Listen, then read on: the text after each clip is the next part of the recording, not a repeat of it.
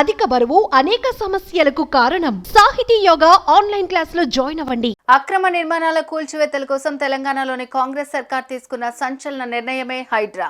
దీన్ని ఏర్పాటు చేసి 5 నెలలు దాటింది. FTL బఫర్ జోన్ పరిధిలో ఉన్న చాలా అక్రమ నిర్మాణాలను ఇప్పటికే హైడ్రా కూల్చివేసింది. ఈ క్రమంలో కూల్చివేతలపై హైడ్రా కమిషనర్ రంగనాథ్ కీలక వ్యాఖ్యలు చేశారు. జూలై తర్వాత కడుతున్న అక్రమ నిర్మాణాలను కూల్చివేస్తామని హెచ్చరించారు. అలాగే హైడ్రా ఏర్పడక ముందు ఉన్న నిర్మాణాల జోలికి వెళ్లమని స్పష్టం చేశారు.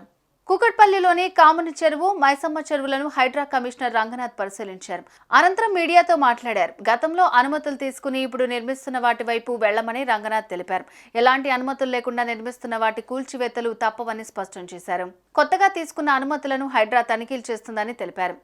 పేదవాళ్లు, చిన్నవాళ్ల జోలికి హైడ్రా రాదని చెప్పారు. పేదల ఇల్లు హైడ్రా కూల్చివేస్తోందనే తప్పుడు ప్రచారం నమ్మొద్దని ఆయన నగరవాసులకు విజ్ఞప్తి చేశారు.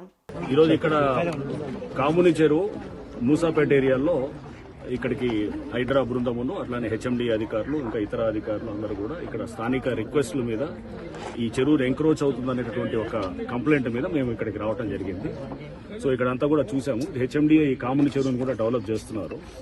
ఇక్కడ ఏదైతే గనక ఎంక్రోచ్మెంట్స్ అంటే కొంత ఈ డెబ్రీ ఏదైతే కన్స్ట్రక్షన్ మెటీరియల్ తీసుకొచ్చి డంప్ చేస్తున్నట్టు ఇది క్లియర్ గా ఎంక్రోచ్ అవుతూ దీని ఒక గుడి అనేటటువంటి ఒక కవర్ తీసుకొని అక్కడ కూడా అల్లరి చేస్తున్నట్టు కూడా ఇక్కడ కంప్లైంట్స్ వచ్చినాయి.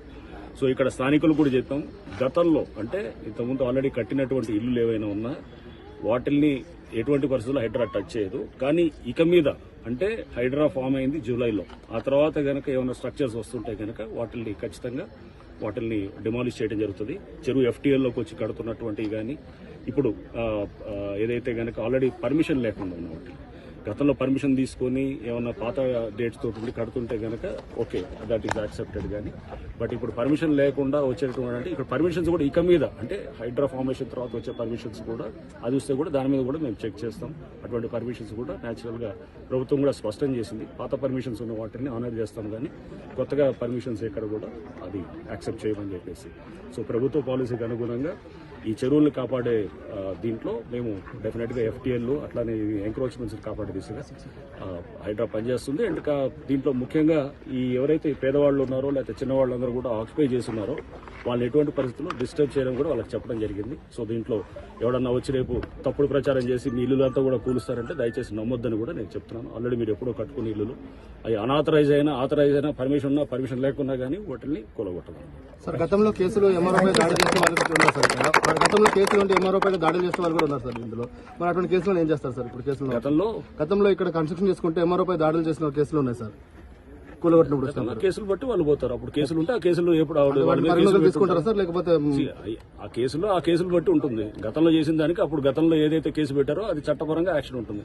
ఇప్పుడు ఎవరైనా చేస్తే కనుక దాని పరంగా యాక్షన్ ఉంటుంది. సుమన్ టీవీలో మీ పర్సనల్ అండ్ బిజినెస్ ప్రమోషన్స్ కోసం కింది నెంబర్ కి కాంటాక్ట్ చేయండి.